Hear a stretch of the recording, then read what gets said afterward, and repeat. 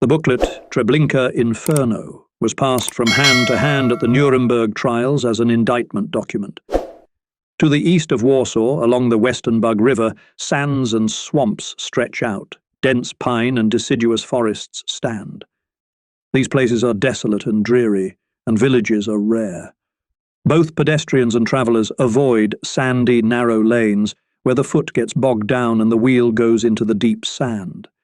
Here, on the Siedlecki railway line, there is a small backwater station, Treblinka, 60 and more kilometres from Warsaw, not far from Malkini station, where the railroads leading from Warsaw, Białystok, Siedlce and Lomza intersect. Many of those who were brought to Treblinka in 1942 must have had to pass through here in peacetime to watch the dull landscape of pine trees, sand, and again pine trees, heather, dry shrubbery, dull station buildings, crossings of railroad tracks with a distracted eye. And, perhaps, a bored passenger's eye glimpsed a single-track branch running from the station, going into the woods among the dense pine trees surrounding it. This branch line leads to the sand quarry, where white sand was extracted for industrial and urban construction. The quarry is separated from the station by a distance of 4 kilometres. It is located on a wasteland surrounded on all sides by a pine forest. The soil here is poor and infertile, and the peasants do not cultivate it. The wasteland has remained a wasteland. The ground was covered with moss, and thin pine trees stood somewhere. Once in a while a jackdaw or a mottled hoopoe flew by. This wretched wasteland was chosen and approved by the German SS Reichsführer Heinrich Himmler for the construction of a worldwide scourge, as the human race has never known from the times of primitive barbarism to our cruel days. In Treblinka there were 2 camps, Labour Camp No. 1, where prisoners of different nationalities, mainly Poles, and a Jewish camp, Camp No. 2, worked. Labour or Punishment Camp No. 1 was located directly next to a sand pit, not far from the forest edge. It was an ordinary camp, of the kind the Gestapo built hundreds and thousands in the occupied eastern lands. It had been established in 1941. Thrift, neatness, calculation, pedantic cleanliness are not bad traits inherent in many Germans. Applied to agriculture, to industry, they bear fruit. Hitlerism applied these traits to a crime against humanity, and the Reich SS acted in the Polish labor camp as if it were a matter of raising cauliflower or potatoes. The area of the camp was cut into even rectangles. The barracks were lined up in a straight line. The paths were lined with birch trees and sprinkled with sand. Concrete pools for domestic waterfowl, pools for washing linen with convenient steps, services for German personnel, an exemplary bakery, a barber shop, a hairdresser's, a gas station with a glass ball. Warehouses were arranged. The Lublin camp at Majdanek was organised according to the same principle, with gardens, drinking fountains, concrete roads, and dozens of other labour camps in eastern Poland, where the Gestapo and the SS thought to settle down seriously and for a long time. The arrangement of these camps reflected the traits of German neatness, petty calculation, pedantic desire for order, German love of schedules, of schemes worked out to the smallest detail and minutiae. People were brought into the camp for a period of time, sometimes quite short, 4, 5, 6 months. Poles who violated the laws of the Governor-General's office were brought to the camp, and the violations were usually minor, for major violations were not punishable by a camp, but by immediate death.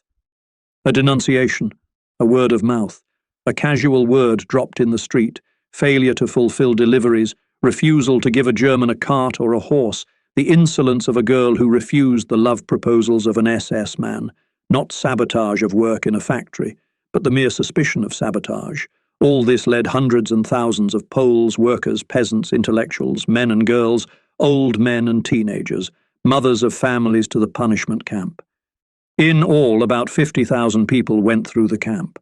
Jews were sent to the camp only if they were outstanding, famous craftsmen, bakers, shoemakers, cabinet makers, masons, tailors. There were all kinds of workshops, and among them a solid furniture workshop, which supplied armchairs, tables, chairs to the headquarters of the German army. Camp Number 1 existed from the fall of 1941 to July 23, 1944.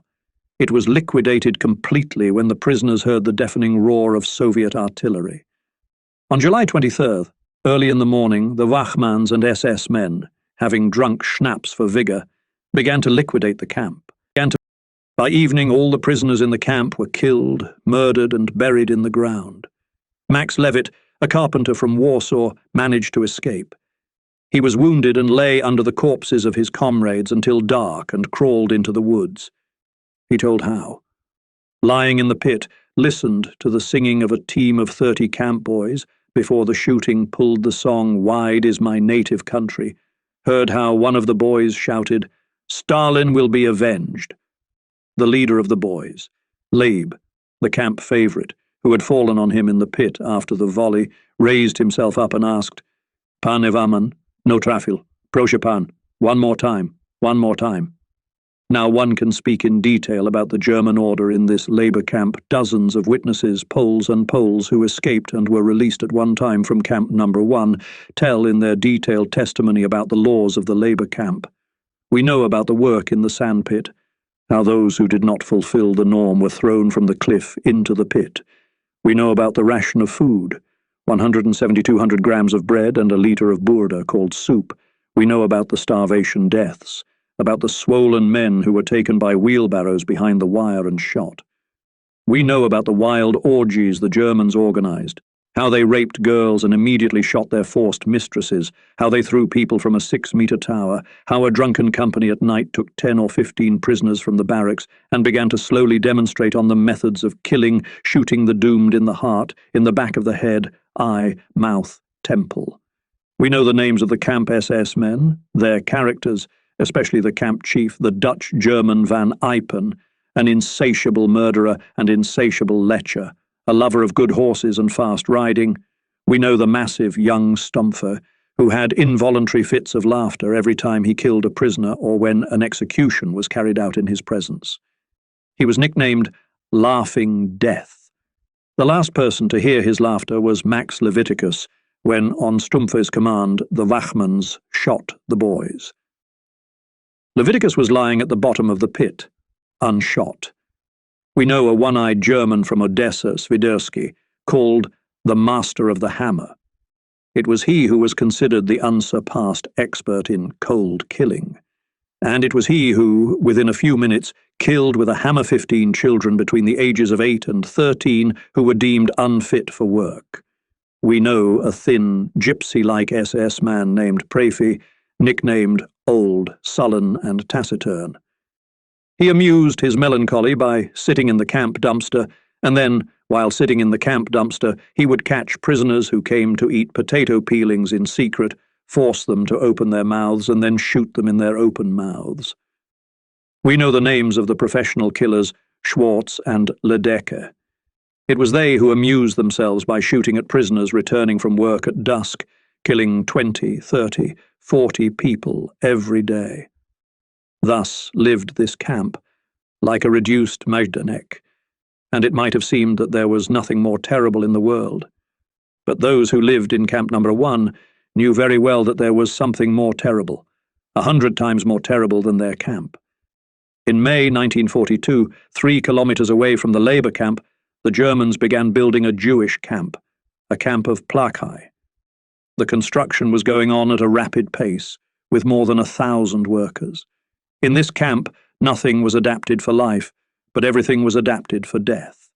The existence of this camp was to be, according to Himmler's plan, in the deepest secrecy. Shooting at random passers-by was fired without warning from a kilometer away. German airplanes were forbidden to fly over the area. The victims, brought by echelons on a special branch of the railway line, did not know until the last minute about their fate. The guards accompanying the echelons were not even allowed to enter the outer fence of the camp. When the wagons approached, the guards were taken over by camp SS men. The echelon, which usually consisted of 60 wagons, was split into 3 parts in the woods in front of the camp, and a steam locomotive brought 20 wagons in succession to the camp platform. The locomotive would push the wagons from behind and stop at the wire so that neither the driver nor the stoker would cross the camp line. When the wagons were unloaded, the SS non-commissioned officer on duty blew his whistle and called the new 20 wagons waiting 200 meters away. When all 60 wagons were completely unloaded, the camp commandant's office called a new echelon from the station by telephone, and the unloaded one went further along the branch line to the quarry, where the wagons were loaded with sand and left for Treblinka and Malkini stations with a new load. Here the advantage of Treblinka's position was realized. Echelons with victims came here from all four sides of the world, from the west and the east, from the north and the south. Echelons from the Polish cities of Warsaw, Międzyrzec, Częstochowa, Siedlce, Radom, from Lomża, Białystok, Grodno and many cities of Byelorussia, from Germany, Czechoslovakia, Austria, Bulgaria and Bessarabia. The echelons marched to Treblinka for 13 months. Each echelon had 60 wagons, and on each wagon the numbers 150, 180, 200 were written in chalk. These numbers showed the number of people in the wagon. The railroad employees and peasants secretly kept count of these echelons. 62-year-old Kazimierz Skazinski, a peasant from the village of Wólka, the closest settlement to the camp, told me that sometimes there were days when 6 echelons passed by Wólka on the Sedlecki branch line alone, and hardly a day during those 13 months when at least one echelon did not pass by. And the Sedlec branch was only one of the 4 railroads supplying Treblinka. Lucien Tsukova, a railroad maintenance worker mobilized by the Germans to work on the branch line leading from Treblinka to Camp No. 2, says that during his work from June 15, 1942 to August 1943, from 1 to 3 trains a day came to the camp along the branch line from Treblinka station. In each train there were 60 cars, and in each car at least 150 people. We have collected dozens of such testimonies. The camp itself, with its outer circumference, warehouses for the belongings of the executed, the platform and other auxiliary facilities, occupies a very small area of 780-600 meters. If one doubts for a moment the fate of the millions brought here, and if one assumes for a moment that the Germans did not kill them immediately upon their arrival, one asks, where are they? These people who could constitute the population of a small state or a large metropolitan European city. After all, the area of the camp is so small that if the lives of those who came here were preserved even for a few days, in 10 days the streams of people pouring in from all over Western Europe, from Poland and Belarusia, would not fit behind the wire. For 13 months and 395 days the echelons left, loaded with sand or empty. Not a single person from those who arrived at Camp No. 2 went back. Everything that is written below is based on the accounts of living witnesses, on the testimony of people who worked in Treblinka from the first day of its existence to the day of August 1943, when the rebellious suicide bombers burned the camp and fled into the forest, on the testimony of the arrested Wachmans, who confirmed word for word and in many ways added to the stories of the witnesses. I have seen these people in person, talked to them at length and in detail. Their written testimonies are on the table in front of me, and all these numerous testimonies from various sources agree with each other in every detail, from the description of the behavior of the commandant's dog, Barry, to the story about the technology of killing the victims and the device of the conveyor belt. Let's go through the circles of Treblinka hell. Who were the people who were taken in echelons to Treblinka? By the spring of 1942, the Jewish population of Poland, Germany and the western regions of Belarusia had been driven into ghettos. In these ghettos of Warsaw, Radom, Częstochowa, Lublin, Białystok, Grodno, and many dozens of other smaller ghettos, millions of Jewish population of workers, artisans, doctors, professors, architects, engineers, teachers, artists, people of non-labor professions were gathered, all with families, wives, daughters, sons, mothers, and fathers. In the Warsaw Ghetto alone, there were about 500,000 people. The summer of 1942, the time of fascism's greatest military success, was considered an appropriate time to carry out the second part of the plan of physical extermination. It is known that Himmler came to Warsaw at this time and gave the appropriate orders. Day and night, the preparation of the Treblinka scaffold was going on. In July, the first echelons were on their way from Warsaw and Czestochowa to Treblinka. People were informed that they were being taken to Ukraine to work in agriculture. They were allowed to take 20 kilograms of luggage and food with them. In many cases, the Germans offered their victims to buy railroad tickets to the station Obermaidan. With this conventional name, the Germans called Treblinka. The fact is that the rumor about the terrible place soon spread throughout Poland, and the word Treblinka was no longer used by the SS when loading people into echelons. However, the treatment when loading people into the echelons was such that there was no doubt about the fate awaiting the passengers. A freight car was filled with at least 150 people, usually 180-200. During the whole journey, which sometimes lasted 2 or 3 days, the prisoners were given no water. The suffering from thirst was so great that people drank their own urine. The guards demanded 100 zlotys for a sip of water, and, having received the money, usually did not give water. People travelled huddled together, sometimes even standing. In each carriage a few old people and heart patients died by the end of the journey, especially in the sweltering summer days. Since the doors were never opened for the rest of the journey, the corpses began to decompose, poisoning the air in the wagons. As soon as one of the travellers lit a match at night, the guards opened fire on the walls of the carriage. Abram Kohn, a barber, says that there were many wounded and 5 killed in his wagon as a result of the guards shooting at the walls of the wagon.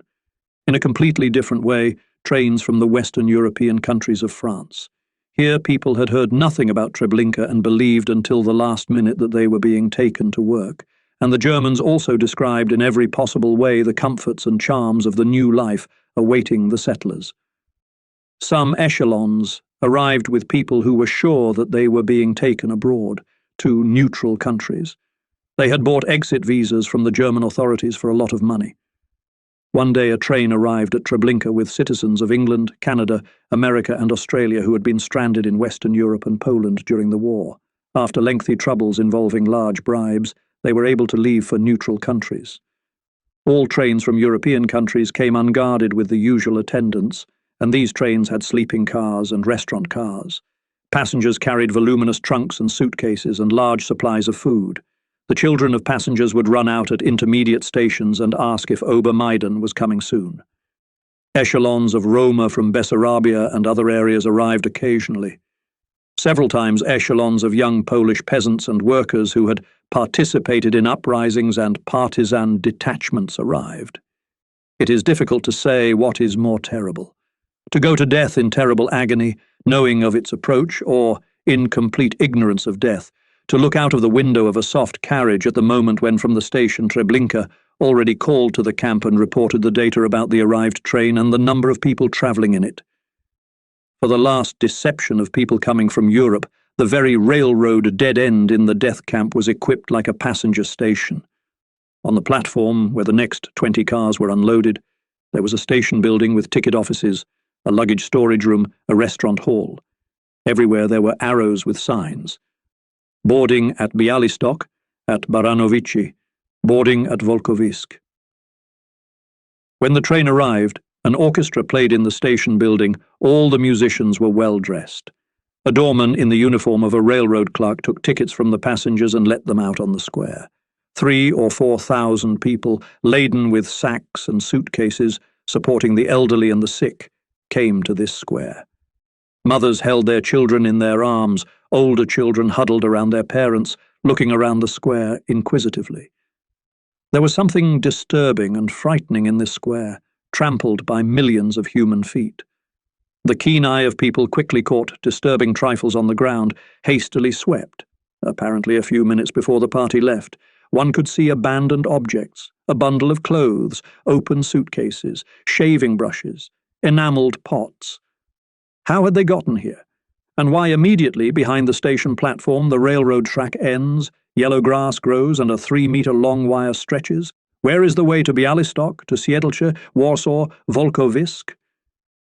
And why do the new guards grin so strangely, looking at the men adjusting their ties? Neat old ladies, boys in sailor jackets, thin girls who manage to keep their clothes neat during this journey, young mothers lovingly adjusting blankets on their babies. All these wachmans in black uniforms and SS non-commissioned officers were like, herd drivers at the entrance to the slaughterhouse. To them, the newly arrived party were not living people, and they smiled involuntarily at the display of bashfulness, love, fear, care for loved ones, for things. They laughed that mothers reprimanded children who had run a few steps away and pulled their jackets on them, that men wiped their foreheads with handkerchiefs and lit cigarettes, that girls fixed their hair and frightenedly held up their skirts when a gust of wind came. They laughed that old people tried to sit down on their suitcases, that some of them held books under their arms, and that the sick had their necks wrapped up. Days when 6,000 or 7,000 came out of the station were considered empty days. 4 or 5 times a day the square was filled with people. And all these thousands, tens of thousands, hundreds of thousands of people, all these young and old faces, black-robed and golden-haired beauties, hunchbacked and slouching, bald old men, timid teenagers, all this merged in a single stream that absorbed reason and beautiful human science and maidenly love and childish bewilderment and the coughs of old men and the human heart. And again the arrivals felt with a shudder the strangeness of that restrained, satiated, mocking look, the look of superiority of living cattle over dead man. And again, in these brief moments, those who entered the square caught little things, incomprehensible and all-consuming. What is it there, behind that huge 6-meter-high wall, tightly covered with blankets and pine branches that had begun to turn yellow? The blankets, too, were disturbing. Quilted, multicolored, silk and chintz-covered. They resembled the blankets that had been in the bedding of the newcomers. How had they gotten here? Who had brought them? And where are they? The owners of these blankets? Why don't they need more blankets? And who are the people with the blue armbands? Everything overthought lately comes to mind. Worries, rumors passed in whispers. No, it can't be. And the man drives the frightening thought away. The alarm in the square lasts for a few moments, maybe 2 to 3 minutes, until all the arrivals have time to exit the square. This exit is always fraught with delay. In every party there are cripples, the lame, the old, and the sick, who can barely move their legs. But here, everyone is in the square. The Unterscharführer, a non-commissioned officer of the SS troops, loudly and separately invites those who have arrived to leave their belongings on the square and go to the bathhouse, carrying only their personal documents, valuables, and the smallest bags of washcloths. Those standing there have dozens of questions about whether to take the laundry, whether it is possible to untie the knots, whether the things stacked on the square will not be frightened, whether they will not be lost. But some strange force forces them to walk silently, hastily, without asking questions, without looking back, to the passage in the 6-meter-high wire wall, camouflaged with branches. They pass the anti-tank hedgehogs, past the high 3-human-height barbed wire, past the 3-meter anti-tank ditch, again past the thin, tangled steel wire, in which the feet of the runner get stuck like the feet of a fly in a spider's web, and again past the many-meter wall of barbed wire. And a terrible feeling, a feeling of doom, a feeling of helplessness covers them, neither to run, nor to turn back, nor to fight. From the wooden low and squat towers the muzzles of large-caliber machine guns look at them. Should we call for help? But there were SS men and Wamens with machine guns, hand grenades and pistols all around. And on the square in front of the station, 200 workers with sky-blue armbands, a group of heavenly, silently, quickly, skillfully untie knots, open baskets and suitcases, remove straps from portlets. The things left by the newly arrived party are being sorted and evaluated. Carefully arranged darning accessories, balls of thread, children's panties, shirts, sheets, sweaters, razors, bundles of letters, photographs, thimbles, perfume bottles, mirrors, bonnets, shoes, Valenki made from cotton blankets in case of frost, ladies' shoes, stockings, lace, pajamas, bags of butter, coffee, cans of cocoa, prayer clothes, candlesticks, books, breadcrumbs, violins, children's cubes. It takes skill to sort through all these thousands of items in a matter of minutes, to evaluate them, to select some for shipment to Germany, others minor, old and darned for burning. Woe to the worker who made the mistake of putting an old fibrous suitcase into the pile of leather valises selected for shipment to Germany, or who threw a pair of Parisian stockings with a factory seal into the pile of old darned socks. A labourer could be wrong only once. He couldn't be wrong twice. 40 SS men and 60 Wachmanns worked on the transport, as the first stage we have just described was called in Treblinka, receiving the echelon, taking the party to the station, and to the square, watching the workers sorting and evaluating things. During this work, the workers would often, not said by the guards, stick pieces of bread, sugar, and candy found in the grocery bags into their mouths. This was not allowed. It was allowed to wash hands and faces with cologne and perfume after finishing the work, but there was not enough water in Treblinka, and only Germans and Wammen used it for washing. And while people still alive were preparing for the bath, the work on their belongings was coming to an end. Valuable things were taken away to the warehouse, and letters, photographs of newborns, brothers, brides, yellowed wedding notices, all these thousands of precious objects, infinitely dear to their owners and only junk to the Treblinka owners, were piled up and carried away to the huge pits, where at the bottom lay hundreds of thousands of the same letters, postcards, business cards, papers with children's scribbles, and the first inept drawings in coloured pencil. The square was swept and ready to receive the new batch of doomed. Not always the reception of the party was as just described. On those occasions when the prisoners knew where they were being led, riots broke out. Skarzinski, a peasant, saw 2 trains break down the doors and people burst out, overturning the guards and rushing towards the forest. Everyone in both cases was killed with automatic rifles. The men were carrying 4 children in their arms. These children were also killed.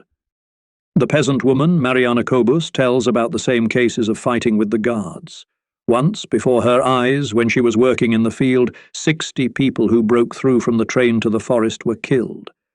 But here the party passes to a new site, already inside the second camp fence. In the square is a huge barrack. To the right are 3 more barracks, 2 of them set aside for clothing stores, the third for shoes. Further, in the western part there are SS barracks, barracks of Wahmanns, food warehouses, cattle yard, cars and trucks, an armoured car. In the southeastern corner of the camp yard there is a space fenced with branches. In front of it there is a box with the inscription Infirmary. All the decrepit, seriously ill are separated from the crowd waiting for the bath and carried on stretchers to the infirmary. A doctor in a white apron with a bandage of the Red Cross on his left sleeve comes out of the booth to meet the sick. What happened in the infirmary will be described in detail below. The second phase of the processing of the arriving party is characterized by the suppression of the will of the people by continuous short and rapid orders. These orders are pronounced in that famous timbre of voice of which the German army is so proud. A timbre which is one of the proofs that Germans belong to the race of gentlemen. The letter R, at the same time cartouche and hard sounds like a whip. Achtung passes over the crowd, and in the leaden silence the Scharführer's voice utters the memorized words, repeated several times a day for many months in a row. Men stay where they are, women and children undress in the barracks to the left. Here, according to eyewitness accounts, the terrible scenes usually begin. The great feeling of maternal, conjugal, filial love tells people that this is the last time they will see each other. Handshakes, kisses, blessings, tears, short words of farewell, in which people put all their love, all their pain, all their tenderness, all their despair. The SS death psychiatrists know that these feelings must be instantly extinguished, cut off. Death psychiatrists know the simple laws that apply in all the slaughterhouses of the world, laws that in Treblinka the cattle applied to human beings. This is one of the most crucial moments, the separation of daughters from fathers, mothers from sons, grandmothers from grandchildren, husbands from wives. And again, over the square. Achtung! Achtung!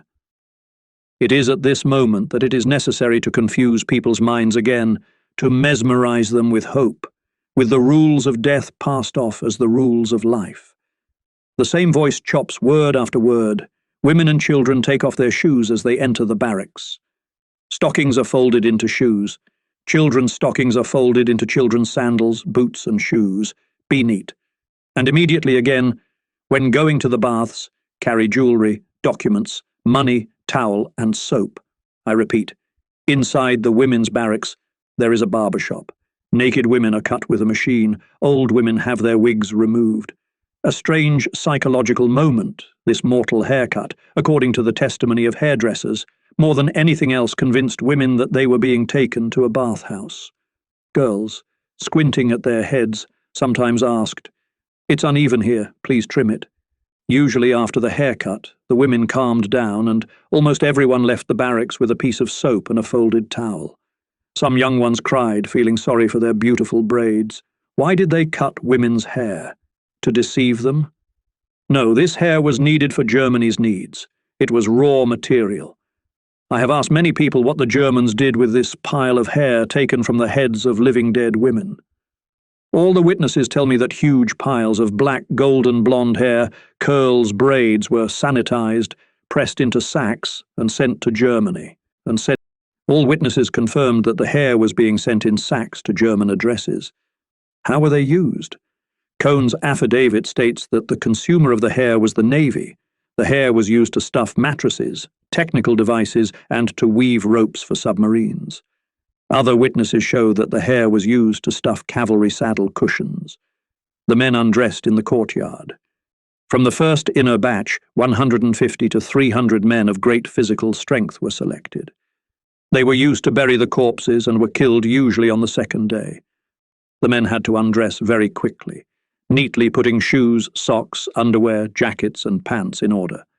The second working team, the Red Team, distinguished from those who worked on the transport by a red armband, was in charge of sorting the things.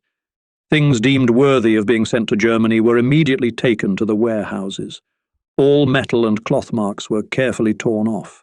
The rest were burned or buried in pits. A sense of uneasiness grew all the time. The sense of smell was disturbed by a terrible odour, now and then interrupted by the smell of bleach. The huge number of fat, annoying flies seemed incomprehensible. Where did they come from here, among the pine trees and trampled earth? People were breathing anxiously and noisily, shuddering, looking at every insignificant detail that could explain, suggest, lift the veil of mystery over the fate awaiting the doomed. And why were the giant excavators rumbling so loudly there to the south? A new procedure began. Naked people were brought to the cashier's office and asked to surrender their documents and valuables. Once again, a terrifying, hypnotizing voice would shout, "Achtung! Achtung! Death for hiding valuables! Achtung!" In a small planked booth sat the Scharführer.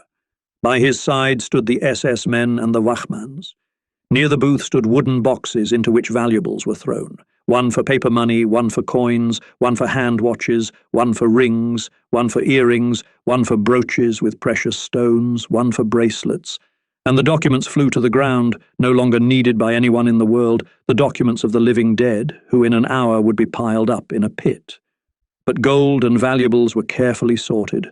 Dozens of jewelers determined the purity of the metal, the value of the stone, the purity of the water of diamonds. Here at the cash register there was a breakthrough. Here the torture with lies ended, keeping people in hypnosis of ignorance, in a fever that threw them for a few minutes from hope to despair, from visions of life to visions of death. This torture with lies was one of the attributes of the conveyor belt. It helped the SS to work. And when the final act of robbing the living dead came, the Germans drastically changed the way they treated their victims. Rings were torn off by breaking women's fingers, earrings were ripped out by tearing earlobes. At the last stage, the conveyor belt required a new principle for its rapid functioning, and so the word Achtung was replaced by another clapping, hissing schneller, schneller, schneller, schneller.